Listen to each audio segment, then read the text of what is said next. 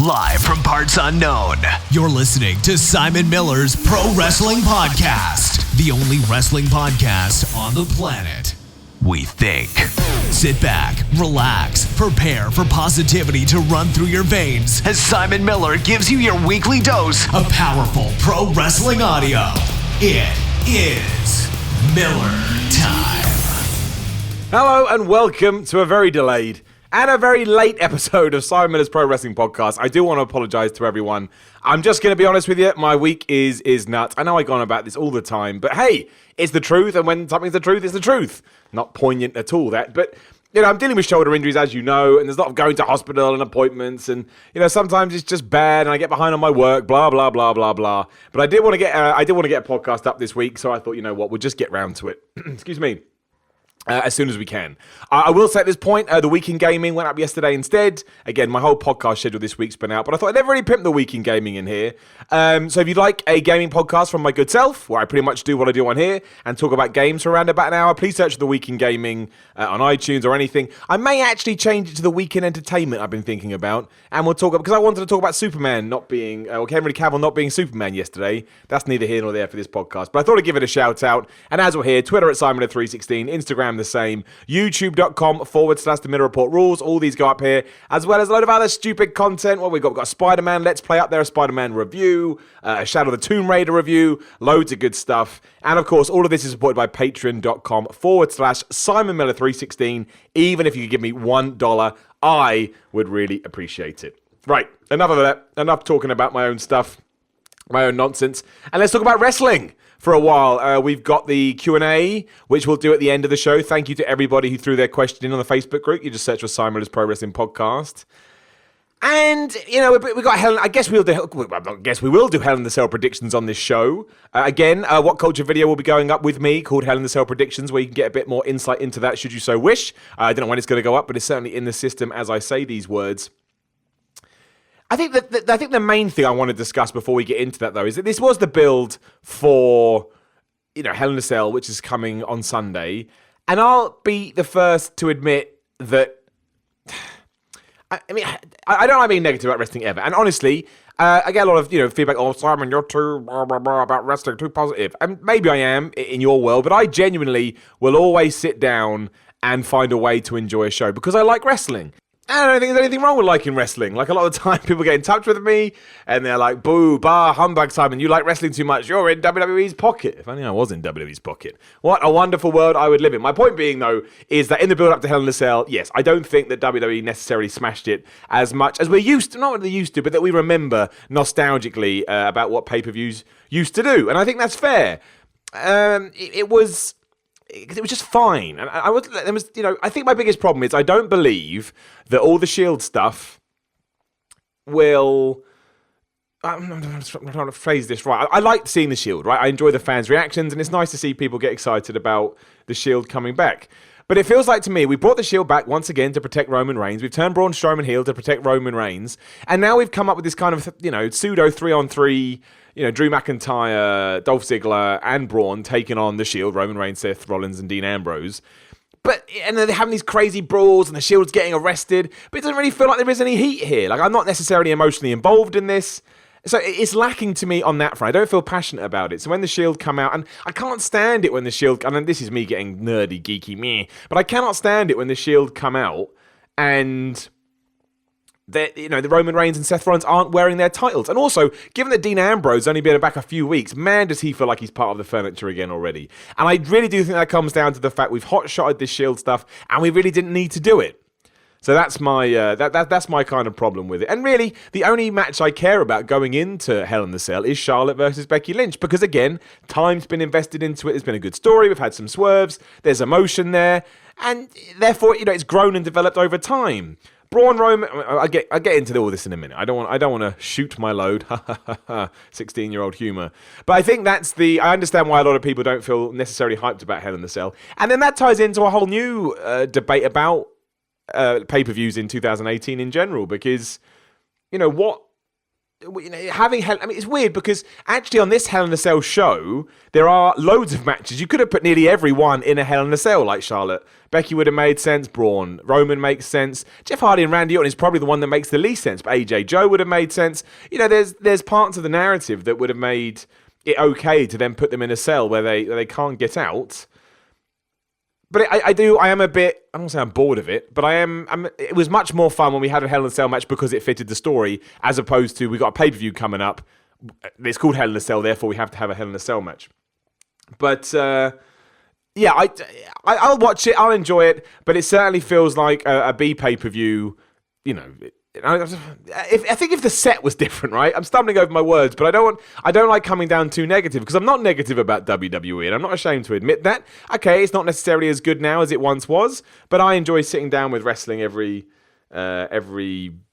week or so and just enjoying it for what it is. And that doesn't mean I can't criticize it, absolutely, but yeah, I think a more theme set to make the pay-per-views feel more themed and just stories that actually make sense rather than tying them in around the gimmick would have made this a lot more fun. I think the best thing to do is just predict now I've said all this. There's no point going through Raw and SmackDown because that will happen naturally as I run down the card. So we'll just treat this as the predictions episode, and I'll get to the questions, the Q&A in a minute. I'm hoping this goes about an hour, but this week has been crazy for me. But I always like to get something out. But rest assured that no matter what, I would always endeavour to get a podcast out a week. And there was a time when that wasn't happening. So at least we've changed the momentum. Because I haven't even talked about this, right? Daniel Bryan and Brie Bella versus The Miz and Maurice. I have a worry this is going to be a very down episode of Simon's Pro Wrestling Podcast. I apologise, but there's always an exception to the rule, and this will have to be in it. I'll make sure I say all of this with a smile on my face, because I find, and I think it's actually true as well, if you do say things with a smile on your face, you sound more upbeat. Try it. When you got bad news for someone and you want to try and perk them up at the same time, I mean, don't say it with a smile on your face because you'll look like you're a horrible person, but it will give you more of a zing in your delivery.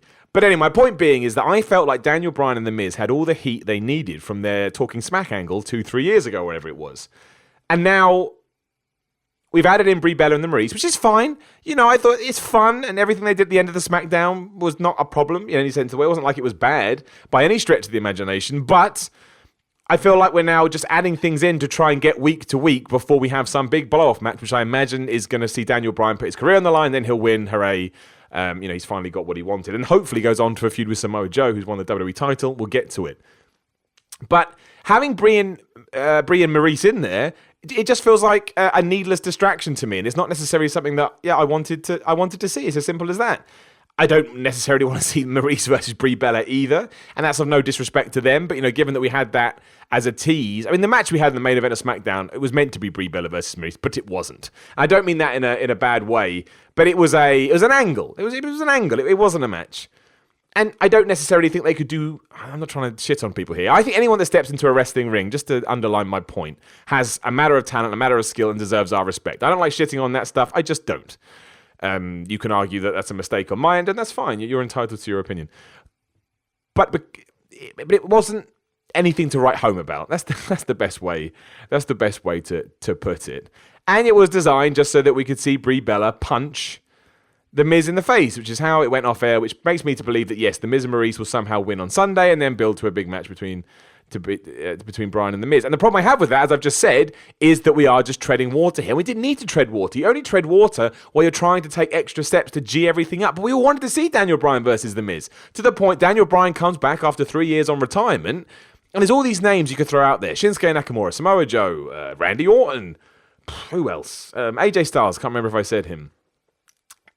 But instead, we all kind of clamoured for The Miz because they had an inbuilt story and because it had been done so well and because that talking smack bit felt so real.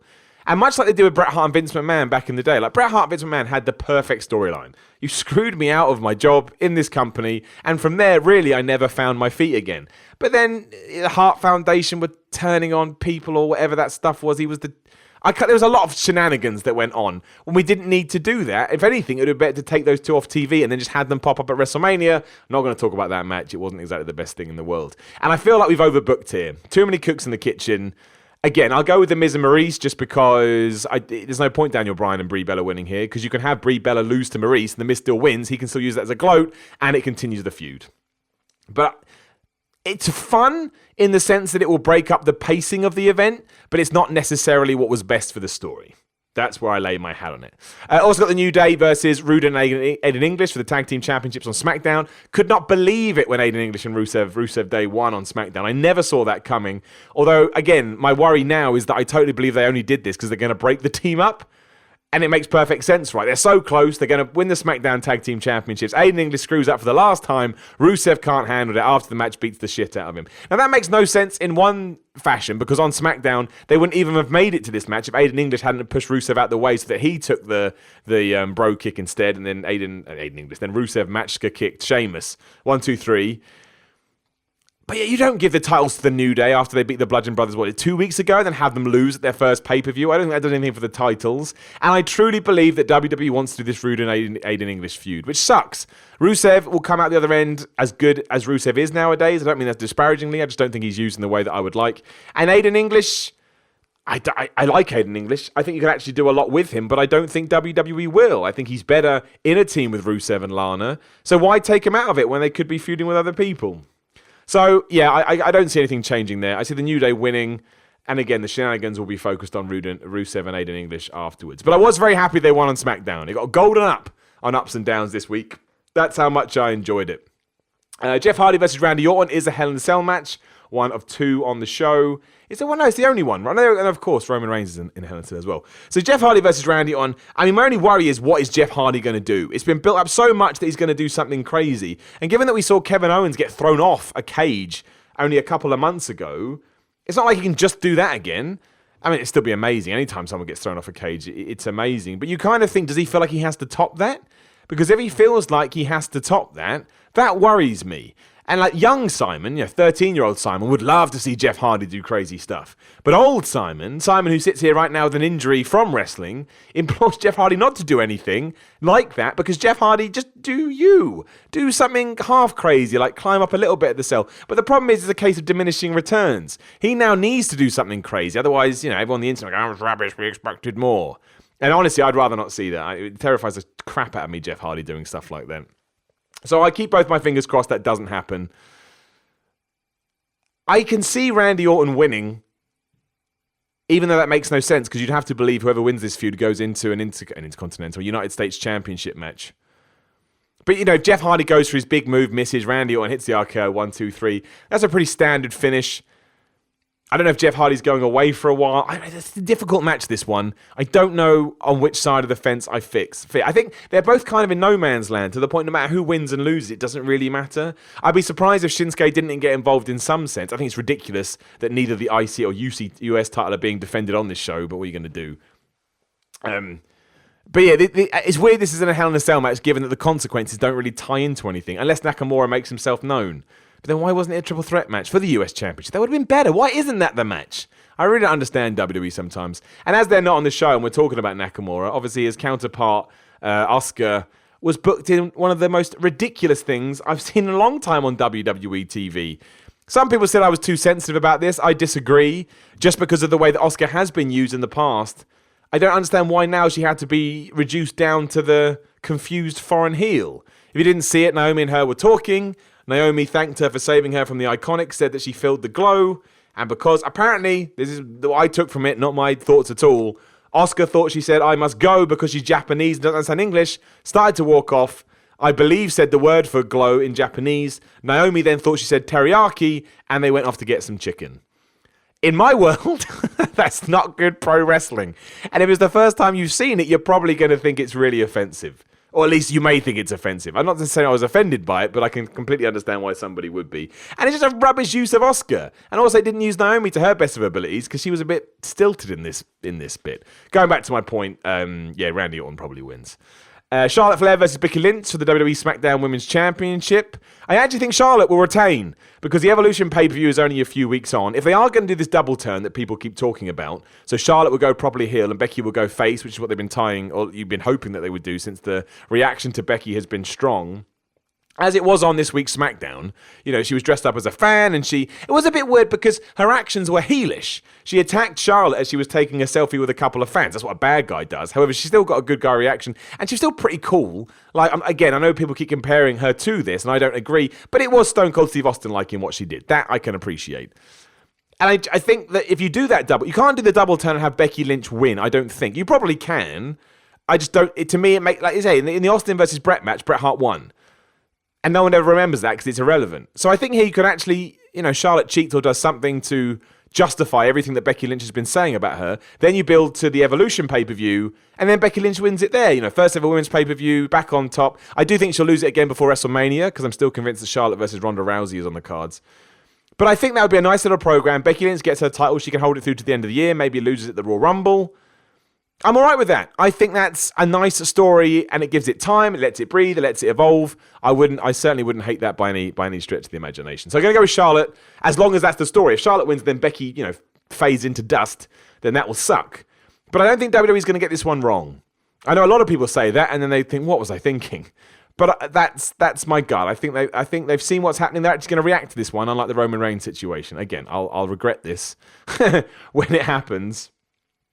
But we'll see, because we have to see. Well, I will. I'm not going to stop watching. We'll do the other women's match as well. Ronda Rousey versus Alexa Bliss for the Raw Women's Championship. Again, I know no one agrees with me with this, but Alexa Bliss is going to lose anyway. There is no way they're going to take the belt off Ronda Rousey this soon. They see her as the mainstream star. A lot of people backstage argue she's the biggest star in the company. I think there's a valid argument to a certain point.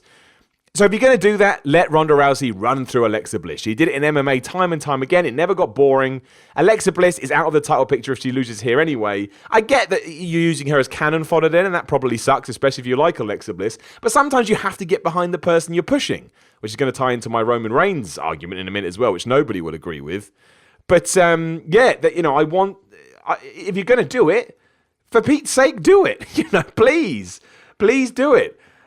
Because it's not, even if Alexa Bliss takes half the match or 3/4 of the match, Ronda Rousey will still win. And that's all people are going to remember. We're not going to be talking about in a month's time. Or remember when Alexa Bliss took 97% of that match. So just let her kill her. And also, it's good for the pacing on these shows. It will go well over 3 hours. And if I get a couple of squash matches in there, I don't mind it. I know a lot of people agree with me on that, and that's fine. But either way, I mean, look, if you think Alexa Bliss is going to win, please get in touch with me on either the Facebook group or on Twitter at SimonF316. I would love to know your reasoning, because I can't come up with any. But, yes, 100% get in touch. And, yeah, argue with me, man. I love a good argument, as long as it's nice. Please be nice about it. Sometimes people F and blind. I ain't into that. Just be cool and nice and educated, and all will be well. Where should we go? Dolph Ziggler and Drew McIntyre for the Raw Tag Team Championships against Seth Rollins and Dean Ambrose. It's another situation. I think the last 3 matches we're going to talk about, not AJ Styles Joe so much, but certainly the main event in this, it does feel like WWE's backed themselves into the corner a little bit. Because Dolph, you don't want Ziggler and McIntyre to lose the championship so quickly, much like the New Day as we addressed earlier. But if Seth Rollins and Dean Ambrose lose already, not only does that screw over Dean Ambrose, it makes the IC championship look even worse than it is. And I don't know if I want to see this tag team. I don't know. I think it would have been better served to have stayed away from this by now. I mean, obviously the easy out is that Ziggler and McIntyre are heels. They do something terrible. We all hate them, and everybody saves face, and it doesn't matter. It also renders the entire fight pointless. But that's certainly not beyond WWE. So, yeah, I don't know. I think it's better that Ziggler and McIntyre keep the titles. The Shield's going to be over for a long time, and then hopefully WWE reminds Seth and Roman to take their Universal and IC titles out on Raw the next day, and then that gives them, some weight. And hopefully, look, given that Ambrose is back now and they've already, put him in the position that they have, start teasing the heel turn. Maybe even, tease it hard here. I'm up for a Dean Ambrose versus Seth Rollins feud, with Dean Ambrose being the heel. I can't believe we've been this long, and apart from when he was in the Shield first time around, Dean Ambrose has never really played the bad guy role.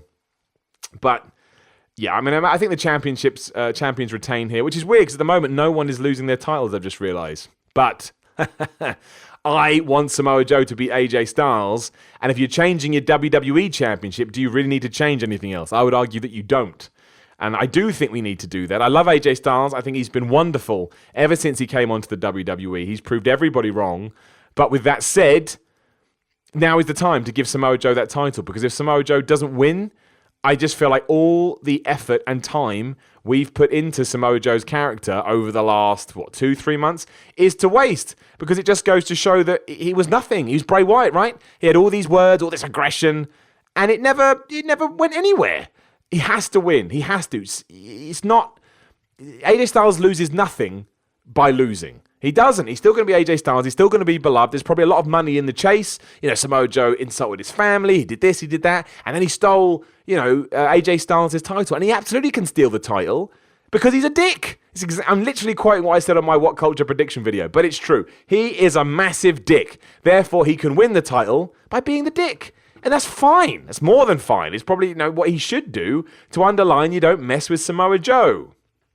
That's what I'd like to see anyway. I really hope Samoa Joe wins. More important than any other match on the card, this for me. I think it'll make SmackDown feel fresh. I'm in the mood for a heel champion. It continues that feud. It just works. It ticks all the boxes.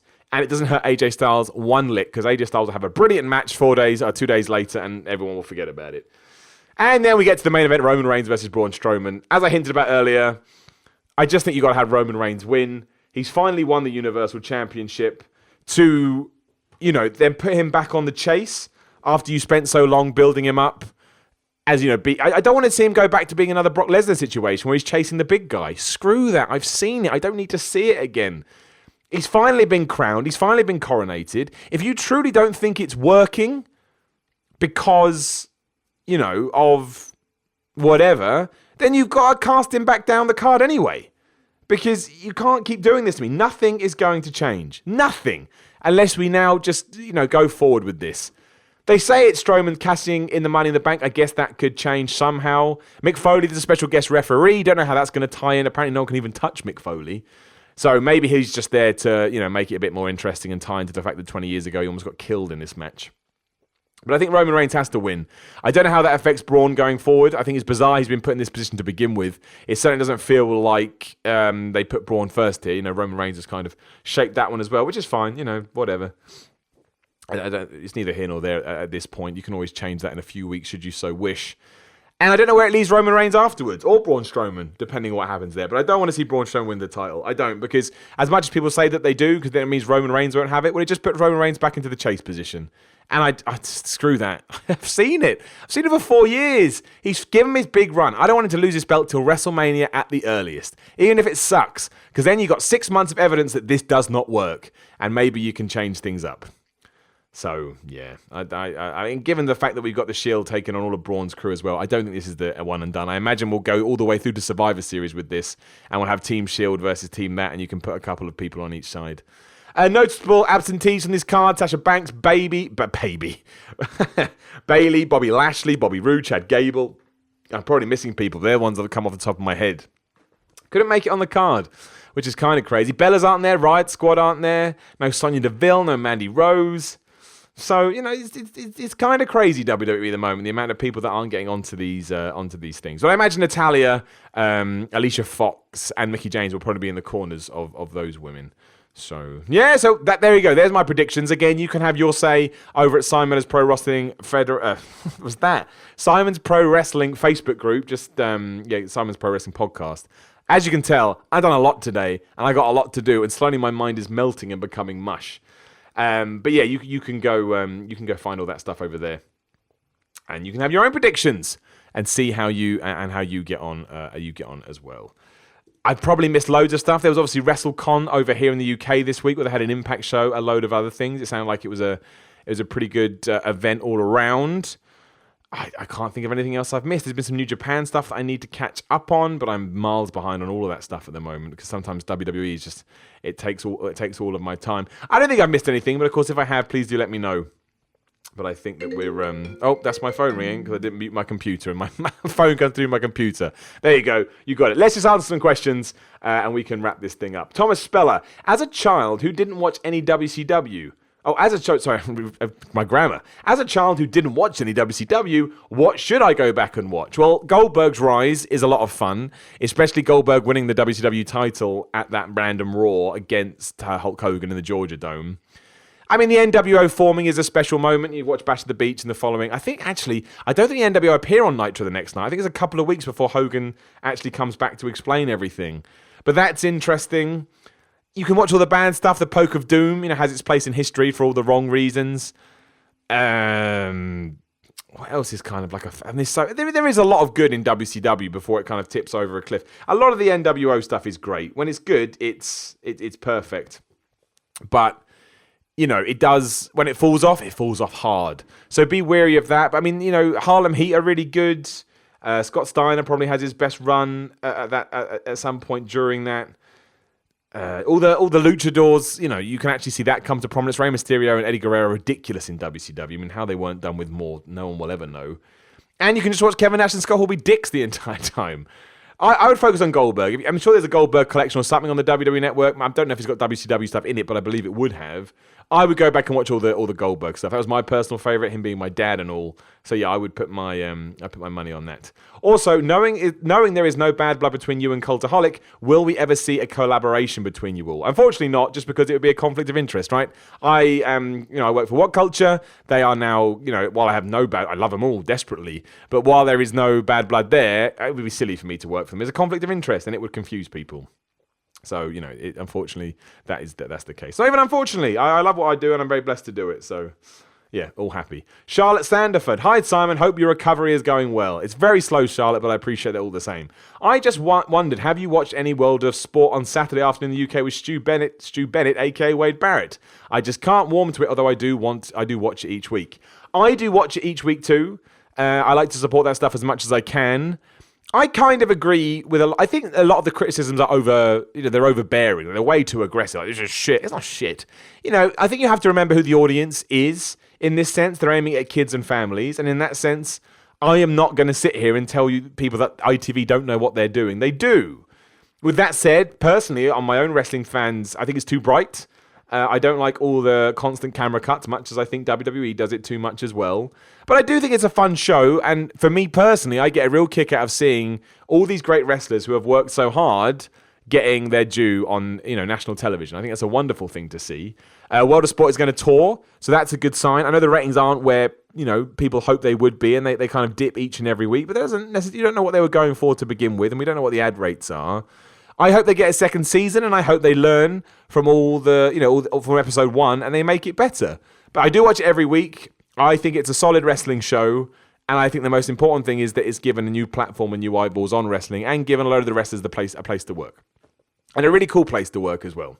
So that's my thoughts on it. Nick Palmer. After seeing The Undertaker Foley Hell in a Cell footage on Raw, I realise it's probably the match I've seen most, mainly showing non-wrestling fans and fake fans. Now I can't decide how I feel about the match. What are your thoughts and feeling on it and its place in wrestling history? Well, I used to love it. And I used to love it because I just couldn't believe it actually happened to begin with. It's like you say. The first thing I show to anyone that says, "What's this wrestling nonsense?" is that mostly not necessarily because I think it's a good match, but to show what these guys will put their bodies through. In terms of these days, and seeing Mick Foley, and clearly who is beaten up from doing things like that, I guess it's quite hard to endorse nowadays. It's certainly not something I'd want to see in 2018. But, when I was a kid, we were definitely in my teens when that aired, early teens at that, it was amazing to me. It was a spectacle, and the calling by Jim Ross and the emotion, the drama, because it felt real, because it basically was real. The breaking of the cage the second time when he just implodes on the mat. It is more of a stunt. It's like a stunt fest. I don't think that's the problem. I think wrestling should be able to adapt to any of that kind of stuff. But yeah, I don't know if I necessarily endorse it today as I used to. I used to think it was like this incredible work of art, 10 out of 10. I don't see it that anywhere anymore. It's certainly a historic match, and I certainly respect both The Undertaker and Mick Foley for doing it. I think it just otherworldly they were even able to have the thought, let alone pull it off. But you could say that it kind of diminished all cage matches going forward, because nothing's ever topped that. There's nothing you can do, and there's nothing you should do either. That shouldn't have happened to begin with. But I don't want to shit on it too much, because people gave, their lives to that. I probably cut, years off their life for it. And it is amazing. And whenever you show it to anyone, you get a reaction. That's what wrestling is about. So it's an anomaly to say the least. I say that a lot, don't I? Say the least. I don't know why. It's because I'm talking to myself. I just keep going back to my old phrases. Sammy Ellis, why do you think the super kick is so overpowered? Every superstar seems to use it to win matches such as Carmella, Rusev, and so on. Shouldn't they just invent a new finish for them? Yes! They should, but again, the super kick always gets a reaction, much like we were just talking about. And that's why people love a good super kick. And I do too. And I like it when Carmella and Rusev do it as well, so I'm part of the problem, but I do agree with you, Sammy. Mike Pfaff, if you had to ask Vince one question to get the absolute truth, what would you ask? Well, it's funny you say that. I would ask him a very random question, just because I think a lot of the other questions have actually already been answered, sort of when he was doing interviews in the early 2000s. I would ask him if he actually shaves more than once a day. I only found out this about a couple of weeks ago. Apparently, he shaves more than once a day. Like, what? What? How? I shave like once every few days max. He's shaving twice a day just because he wants to be that well groomed? I need to know, man. I need to know if that's true. Timothy Bowen Bates, what sitcom character would be a world champion? Oof. I don't watch that many sitcoms, so Jerry Seinfeld was the first one that came to my brain, which is not even topical. He definitely would not be world champion. I don't know. I don't watch enough sitcoms. The other one's Larry David. Neither of these people would be world champion. Miles Hammer, an all-dwarf UK wrestling event has just made the news. It was cancelled due to complaints. Personally, I understand the criticism that it perhaps comes across as crass carnival exploitation of a bygone era. However, I also believe that if wrestlers want to wrestle and people want to pay to see it, then who are we to deny them their payday? What do you think? Well, I haven't seen the story, so I'd have to read it first to give a proper opinion because I don't know the facts. But yes, if everyone in it was willing to do it and it was put on with the best of intentions, then I wouldn't be somebody to pull that show. But if I look it up and it seems like a piss take, then or someone's being exploited, then no, I wouldn't want that either. It all depends on the people putting it on and their own thoughts. I agree with you, Miles, absolutely. But I'd have to go, I can't really say more than that until I've seen all the information, because there may be something in there I go, whoa, that's not cool. Scott Burton, dream matches. Oh, what you mean right now?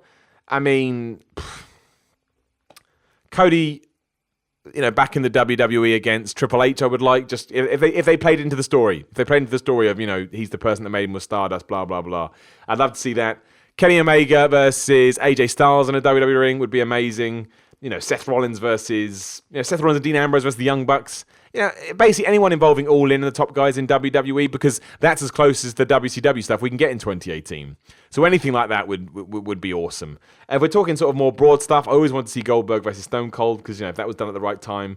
It's always sad that at WrestleMania 18 we couldn't have done The Rock versus Hogan and Goldberg versus Steve Austin. I think that would make that the best WrestleMania ever, because I think the crowd would have been up for all of those matches and it would have just been a huge noise the entire time. But alas, it wasn't meant to be. Garth Jackson, who apparently I say his name wrong every week. I think it was you, Garth. I'm sorry. I hope I got it right this time. Probably not. What would you class as a perfect finisher?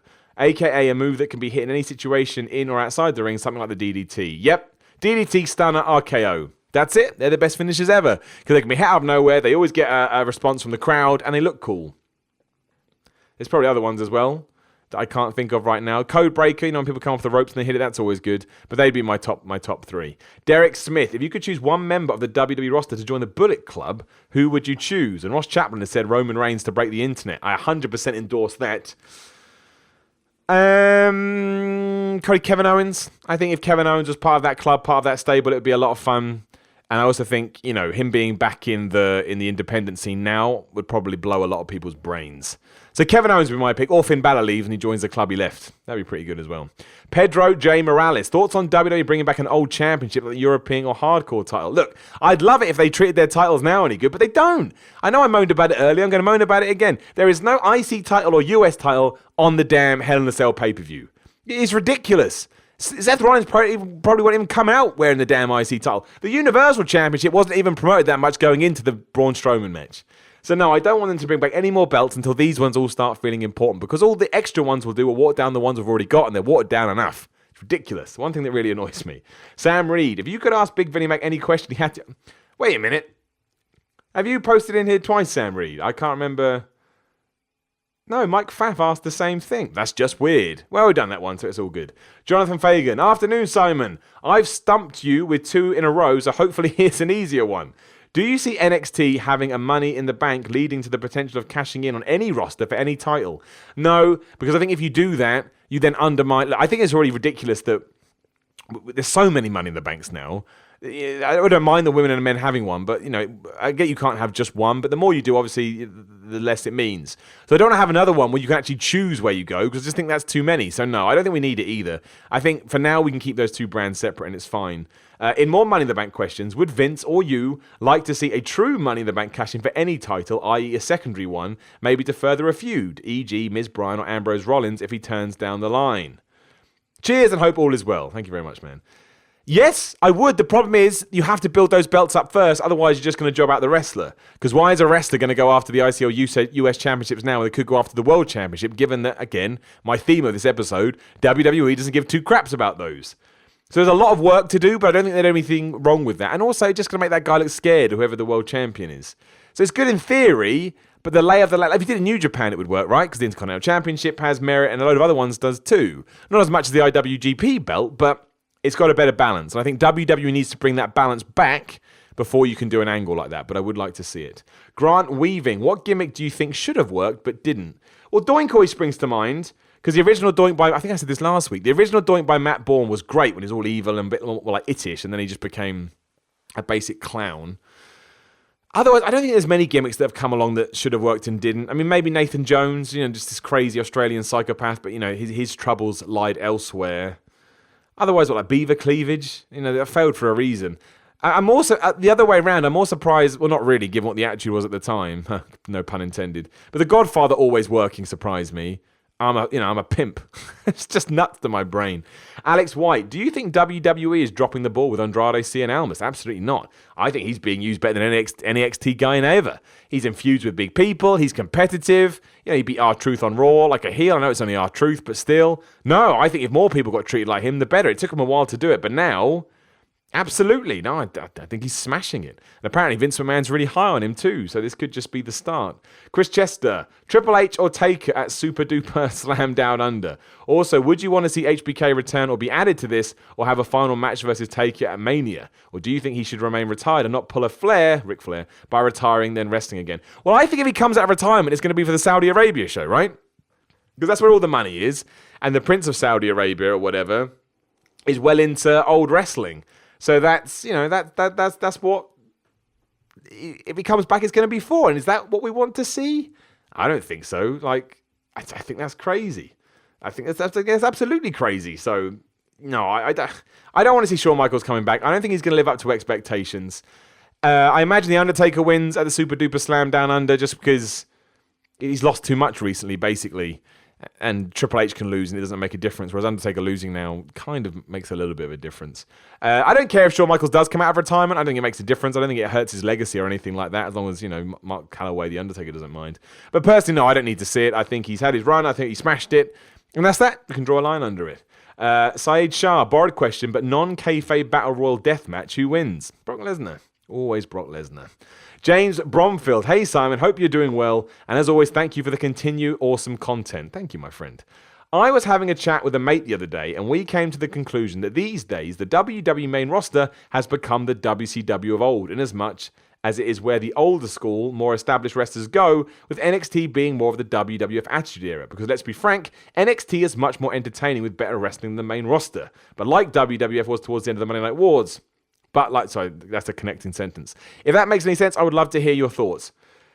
I see what you're saying, and I see where you're coming from, but it's different to me, because if you look at the guys at the top of the card at WWE at the moment, Roman Reigns, Seth Rollins, AJ Styles, these are, I know AJ Styles is an older dude, but these are new guys. I think that would only work if the people still on top were John Cena. Or, it's different because, the late noughties were so bad. But, basically, if this was WCW, the guys on top now would still be the same guys. I don't want to say it's like Stone Cold Steve Austin and The Rock, because they'd always be good. But they were different talents, It would be like Triple H still being on top, right? Triple H was that person that you wanted to go away but wouldn't. And in WCW, they never went away. They stayed there forever. Whereas actually WWE is quite good at cycling in, cycling out talent. Obviously, John Cena always stays towards the top of the card when he's there. But even the fact that Roman Reigns is the champion, as much as we hate him, he's still a new guy. WCW wouldn't have done that. They just wouldn't have done. It was always Hogan, Nash, Hall, Sting, Luger. The same guys coming in and out again. And that's why it died, because they never created new stars. Whereas, while we may not agree with the people WWE picked, they do try and create new stars. So, I see where you're coming from, but ultimately, I don't think it's that bad. Anywhere near that. But go watch old WCW. It's so bad when it's bad. John McKinnon. Hi, Simon. Huge fan of the podcast and hope rehab is going well with the injury. Thank you, my friend. What are some of your predictions for some of the newer NXT roster? Riddle, Keith Lee, Perazar. I can never pronounce that. Perazar, you know that guy. Spelled P-E-R-R-A-Z-Z-O. I can never pronounce it. And do you think there's almost too much talent in development at the moment? I don't think you're going to have too much talent, but I do think you have to be aware of the talent you've had and make sure you balance it as well, as well as you can. Because if you don't, you're just going to shoot yourself in the foot. So, as for Riddle, Lee, and all that, those guys, it all depends how they're booked. They'll do great in NXT because they've been brought in to do great, and I imagine they're on good money. But when they get to the main roster where, quote unquote, it really counts, you absolutely have to hope you get put in a good storyline. Otherwise, you're No Way Jose. Otherwise you're Mojo Rawley. Where did they go? They just vanished into dust. And so you're like, AOP before they had this renewed push. It's bad when that happens. So it all depends on what Vince McMahon wants to do with them. And I hope we get more Cien Almases than we do No Way Jose's. Christian Brown, I thought about trolling you, but I decided to spare you for now. So with that being said, I'm intrigued now, Christian. Is there a way to get Roman Reigns over without turning him heel? Nope, I don't think even that will work these days. I think we're too far past the point. Number 2, is it bad that women's wrestling has a special place in my heart, but I can't bring myself to get excited about the upcoming Evolution pay-per-view? Well, I'd need to know more, Christian. Why can't you get excited about it? I'm sure it'll be a good show. I'm sure it'll be entertaining. I'm sure WWE will ram it down our throats that it's the first ever WWE women's pay-per-view, but I think it'll be okay. I think it will be good. Please let me know. Let me know why not. Chris Chester, I've just come across this. What are your thoughts? And it's the leaked Evolution piece of paper that's been doing the rounds. If you haven't seen it, it claims that this is the Evolution card. Rhea Ripley versus Ginny versus Killer Kelly versus Dakota Kai for the NXT UK Women's Championship. A special announcement segment. Probably another women's show, I imagine. Number 3, the Carmella Talk Show with the Ladies of Glow. Number 4, Riot Squad versus Sasha Banks and Bayley and Ivory. Be interesting. Number 5, Mae Young Classic 2018 final. Toni Storm versus Io Shirai. Number 6, 20 Women Battle Royal. The winner faces Kairi Sane for the NXT Women's Championship. Number 7, Asuka versus Ember Moon. Number 8, Naomi versus Melina. Number 9, Mickie James versus Lita. Number 10, Kairi Sane versus the winner of the Battle Royal. Number 11, Alexa Bliss versus Trish Stratus. Number 12, Alicia Fox and Kelly Kelly versus the Iconics. Versus Mandy Rose and Sonya Deville versus Beth Phoenix and Natalya for the Women's Tag Team Championship. That one sounds... that'll be the first ever Tag Team Championship, the women's one. That one sounds bollocks to me. Number 13, Becky Lynch versus Charlotte for the SmackDown Championship. And number 14, who was that? What is going on? Nikki Bella versus Ronda Rousey for the Raw Women's Championship. I'd imagine a lot of that is probably accurate. It certainly sounds it. I don't believe you can't just have a WWE Women's Tag Team Championship match. Like, you'd have to have SmackDown and Raw. You can't just have one, because that breaks what? This sums up my day. I'm having such a crazy day. That sums up, it breaks WWE's whole model. So no, I don't expect that at all. But I think some of that's probably true.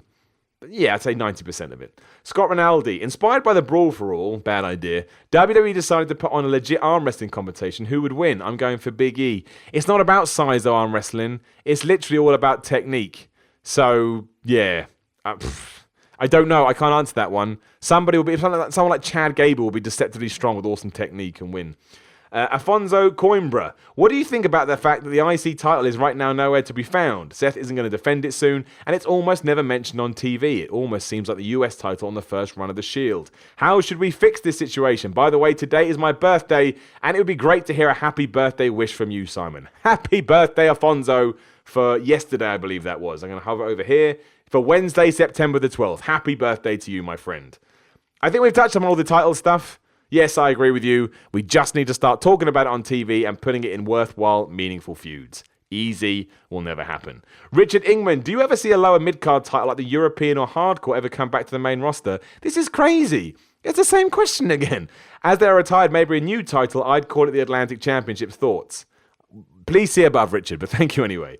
What was my son? I think that's your real name, my friend. Do you think the AOP's new manager looks like a funny little action figure stood next to them dressed in their gear? Yep, but I think that was the idea. I think it's meant to be a bit comical. I think he looks hilarious, but do you agree it's a good thing to have teams with managers again like the old days of Mr. Fuji, Jimmy Hart, Slick, etc.? Absolutely, I love managers. I don't understand why WWE's been against them for so long. Like even Carmella managing Truth, I enjoy, or at least being in the corner. So yes, I'm absolutely 100% fine with that. I'd like to see them more. Probably won't last. Vince changes his mind a lot, but yeah. Philip Jensen, how do you think the Becky versus Charlotte storyline is going to end? Charlotte eventually gets her title back, and that's that. Marcus Hades, what are you excited about? Life. Mark Roy Day, with WWE's all-female pay-per-view coming up and with Renee Young getting a permanent spot on the Raw announced team, do you see this as a true change for how women are utilized and treated on the main roster of WWE? Also, what would be your dream women's match if you could book one from anyone past or present? I never want to comment on that because right now, yes, WWE is definitely making the right steps, or at least what I believe to be the right steps with the women. However, we've seen them go off-piste many a time, so I hold my tongue before I know more. But I was a big supporter of Renee Young getting that spot. I don't think she's the best commentator in the world, but I think she's very good given how long she's been doing it, and I believe she's only going to get better.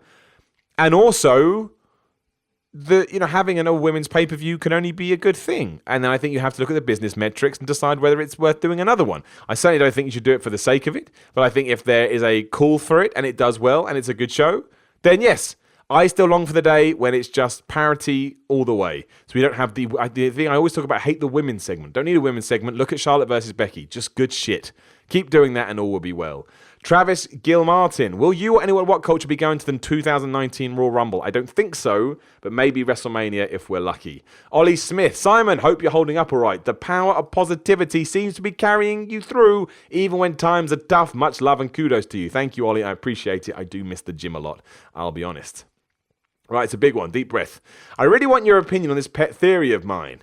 Do you think WWE is intentionally burying Japanese talent on the main roster? I don't mean bury as in jobbing them out completely, but more not putting the top belts on them when it made sense and sticking with them without resorting to stupid gimmicks. Think back to Mania. We had an undefeated Asuka lose to an injured Charlotte at the start of Shinsuke's Bull Boy gimmick. They both never have fully recovered.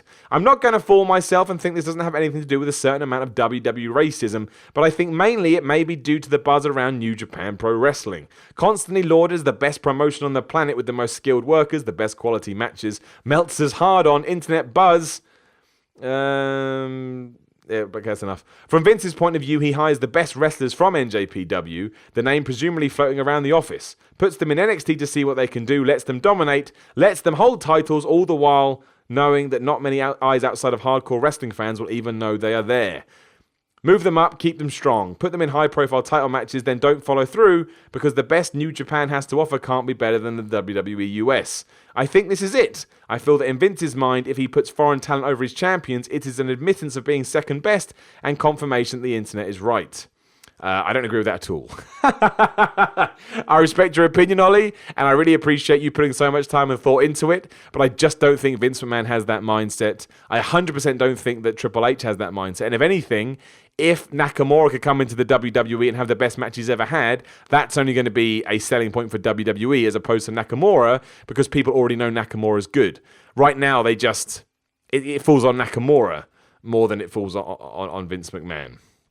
And also, WWE aren't going to pay. Shinsuke Nakamura, for what I know, is making more money now than he ever has done. I don't think you're going to do that just to job him out. That seems crazy to me. I will say there is probably a little piece of information in his brain that makes him. I don't know. I don't want to say that, actually. I was going to say maybe he thinks that he doesn't want to push them because they're Japanese, but I don't know that. I'm not going to say that. I don't know. Francesco Bozo. Hi, Simon. Thanks for complimenting my lane last week. Really appreciate it. You're very welcome. Do you think it would be good back to the... Oh, no, so it's a different one. I thought it was asking about titles again. Do you think it would be a good idea to go back to the days where there was one world championship, one tag team championship? Yes, absolutely. Mostly because when you try and explain world championships to someone that never watched wrestling and there's two, it's impossible. So 100%, I think that would help all the belts. If Roman Reigns the champ, let him be on both shows. What difference does it make nowadays? Absolutely none. And it would make it feel more prestigious, so I agree with you. Thanks for all the positivity, feeling it from Chile. Oh, good, I'm glad. Kevin Shirley, do you think Kevin Owens could succeed as a babyface? How would you book that turn? I mean, Kevin Owens can do whatever he wants, because he's so good. How do you book that turn? That's a harder thing to do. You have to put him against a proper good heel, which WWE is sorely lacking at the moment. I don't know. I'd have to think about it. You just need to come up with a sympathetic storyline, right? Like Chris Jericho and Kevin Owens, but flip the roles around. I think Kevin Owens can play that. I think Kevin Owens will be able to do whatever you want. I think he's always going to be better as a heel. But yes, I think he could be a face, no problem. Alison Jones, who are the current female and male GOATs? The female... Who's my favourite female wrestler ever? I don't know. I don't know the male one either, to be completely honest. Greatest of all times. I mean, my favourite women's wrestler ever is probably... Do you know, I haven't. It's not fair, because my exposure to women's wrestling throughout my entire life has mostly been WWE. And because I put someone like Gail Kim up there. I loved all her matches in TNA. But, I know a lot of the Japanese women are incredible, and I haven't seen enough. I mean, top of my pile, you didn't say wrestlers, it would be Sensational Sherry or Gail Kim, which is a very bizarre combo, but I just like their work immensely. And in terms of my favourite wrestlers of all time, Stone Cold Steve Austin is in there. I understand he's got a controversial personal life, but we're talking about wrestlers here. He'd be in that category. For me, Bret Hart is, but he loses some given what happened after 97. I think actually Ric Flair probably that one. Yeah, I'd say Ric Flair. I've got no sort of provisos for that one. Brian Taylor. Wrestlers often blur the kayfabe line when on social media, and you've often spoken about this on your podcast. Would you, whose wrestling gimmick is super positive internet personality Simon Miller, become all negative and down on everything in your content if you were to turn heel? No, I wouldn't. I wouldn't, because the problem is with the internet, and this is this is not being horrible to anyone listening, but it would be lost on people. One thing I've learned about doing internet content is that sometimes you try and be too clever with something, and all you do is end up pissing people off. And without wanting to sound like WWE, sometimes it is important to protect your brand if you're proud of that brand and you want that brand to continue. So if I thought I could do it in a way where people understood, then I would. But my worry right now answering this question is that I wouldn't. But we'll see what happens. If I do a heel turn and I believe that's what I should do, then I'll do it. But as they say, the best heel turns are when the person stays the same. They just change their focus a little bit. So maybe if I did that, it would be a little too on the nose. James Harvey. In the light of the Becky quote-unquote heel turn, do you think that we inevitably get Ambrose turn on Rollins? Will Ambrose be cheered and Rollins be booed? No, I don't think that would happen. I think if Ambrose turned heel, he's a good enough heel to make it work, and people love Rollins. I think that would be fine. I think people would actually quite like it. Do you think because of the Charlotte and Becky dynamic, WWE might be reluctant to turn Dean because of how over Seth is? No, that helps. Seth's so over, so you turn Dean, that makes, Dean the easy heel. No, not at all. I think they should do that. And finally, Adam Person, is Scott Steiner a people person? All I will say is go to What Culture Wrestling, search for my Scott Steiner interview called Scott Steiner Shoots on WWE, one of the most awkward moments of my interview life. Right. A lot of that was garbled nonsense, so I'd like to apologise for that, but honestly, it's coming up to 7 o'clock here, and I've still got 1,000 things to do because I'm so behind today. As my damn shoulder keeps making my life hard. So I'll apologise. I'll argue that's not the best podcast I've ever done, but I appreciate you tuning in and listening all the same. We will do another one this week. I will have a Patreon member on, so I'm looking forward to doing that. But in the meantime, head over to youtube.com/The Miller Report rules. It'd mean the world to me if you could subscribe, as it would if you went to patreon.com/Simon316 and gave me $1. Can also come on the podcast. All the information's on the page. Follow me at Simon316 on Twitter and Instagram. Facebook group, Simon is Pro Wrestling Podcast. And give us 5 tunes on iTunes and go share us with a friend. Why the hell not? Again, jarbled mess this one, but I appreciate it anyway. Ups and downs and all that. Thanks very much. I'm talking fast now because I've got to log off and go do loads of other stuff, but I love it. That's what I'm all about. And I'll talk to you soon.